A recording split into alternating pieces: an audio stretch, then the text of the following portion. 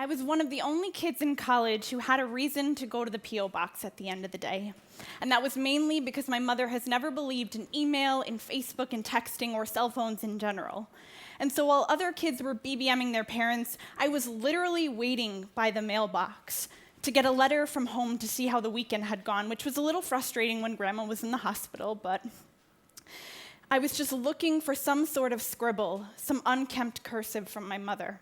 And so when I moved to New York City after college and got completely sucker punched in the face by depression, I did the only thing I could think of at the time. I wrote those same kinds of letters that my mother had written me for strangers and tucked them all throughout the city.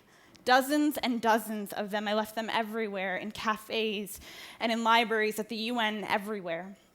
I blogged about those letters in the days when they were necessary, and I posed a kind of crazy promise to the internet that if you asked me for a handwritten letter, I would write you one. No questions asked.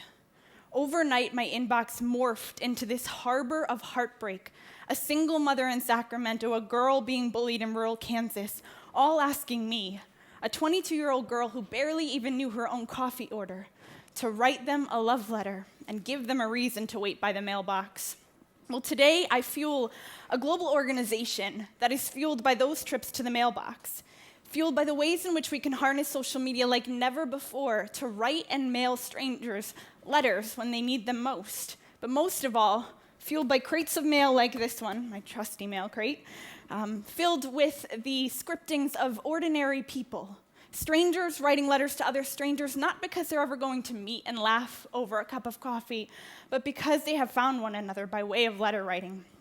But you know, the thing that always gets me about these letters is that most of them have been written by people that have never known themselves loved on a piece of paper.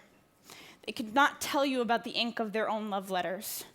They're the ones from my generation, the ones of us that have grown up into a world where everything is paperless and where some of our best conversations have happened upon a screen. We have learned to diary our pain onto Facebook, and we speak swiftly in 140 characters or less. But what if it's not about efficiency this time? You know, I was on the subway yesterday with this mail crate, which is a conversation starter, let me tell you. If you ever need one, just carry one of these. And a man just stared at me, and he was like, well, why don't you use the internet? And I thought, well, sir, I am not a strategist, nor am I a specialist. I am merely a storyteller. And so I could tell you about a woman whose husband has just come home from Afghanistan, and she is having a hard time unearthing this thing called conversation. And so she tucks love letters throughout the house as a way to say, come back to me, find me when you can. Or a girl who decides that she is going to leave love letters around her campus in Dubuque, Iowa, only to find her efforts ripple affected the next day when she walks out onto the quad and finds love letters hanging from the trees, tucked in the bushes and the benches. Or the man who decides that he is going to take his life, uses Facebook as a way to say goodbye to friends and family.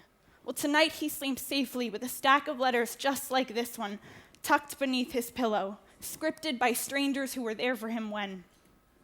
You know, these are the kinds of stories that convince me that letter writing will never again need to flip back her hair and talk about efficiency, because she is an art form now, all the parts of her. The signing, the scripting, the mailing, the doodles and the margins. The mere fact that somebody would even just sit down, pull out a piece of paper, and think about someone the whole way through with an intention that is so much harder to unearth when the browser is up and the iPhone is pinging and we've got 6 conversations rolling in at once. That is an art form that does not fall down to the Goliath of get faster no matter how many social networks we might join.